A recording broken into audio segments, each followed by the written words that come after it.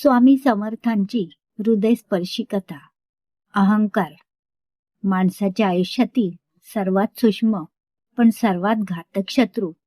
तो दिसत नाही, ऐकू येत नाही, पण हळूहळू माणसाच्या विचारांना, नात्यांना आणि श्रद्धेला पोखरत जातो.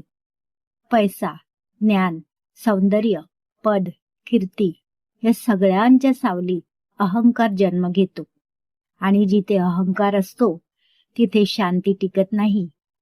या जगात अनेक लोकांना वाटते की अहंकार म्हणजे गर्व, उद्धटपणा किंवा मोठेपणा. पण स्वामी समर्थ सांगतात, अहंकार हा फक्त मोठेपणाचा नसतो, तो मी काहीतरी आहे या भावनेचा असतो.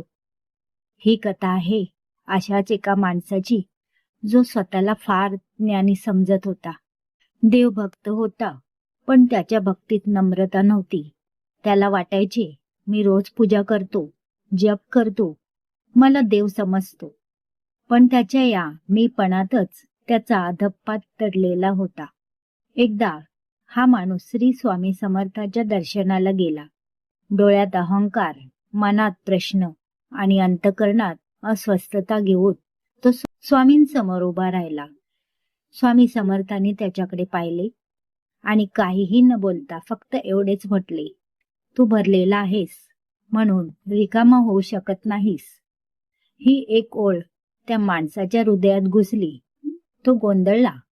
भरलेला म्हणजे काय? ज्ञानाने, भक्तीने की पुण्याने?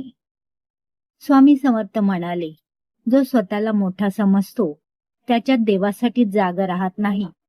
त्या क्षणी त्या माणसाला कळले, आपण देव शोधतो आहोत, पण आपल्या अहंकाराच्या भिंतीमुळे देव आत येऊ शकत नाही.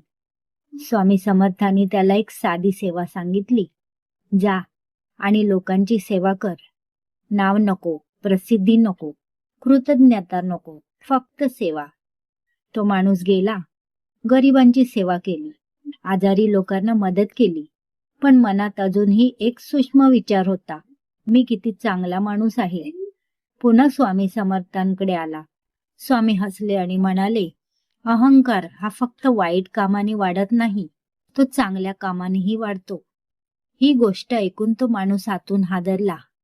आपण चांगले करतो तेव्हा देखील मी करतो हा भाव जर टिकून राहिला तर अहंकार संपत नाही, तो फक्त वेगळा रूप धारण करतो. स्वामी पुढे म्हणाले, जेव्हा मी संपतो तेव्हाच तो प्रकटतो.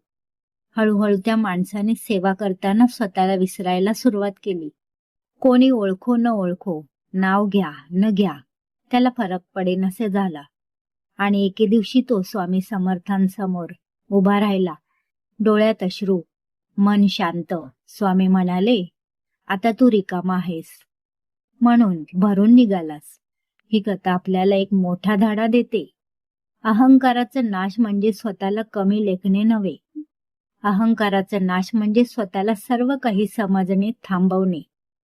आज आपल्या आयुष्यातील दुःख, ताण, नात्यातील कटुता, मानसिक अशांतता यामागे कुठे ना कुठे आपलाच अहंकार उभा असतो. माझेच बरोबर, माझेच दुःख मोठे, माझेच कष्ट जास्त या विचारांनी मन भरून जाते. स्वामी सांगतात, जी व्यक्ती झुकते तीच उंचावते. जर तुम्हाला आयुष्यात शांती हवी असेल, नात्यात गोडवा हवा असेल आणि ईश्वराची खरी अनुभूती घ्यायची असेल, तर आधी अहंकार सोडायला शिका.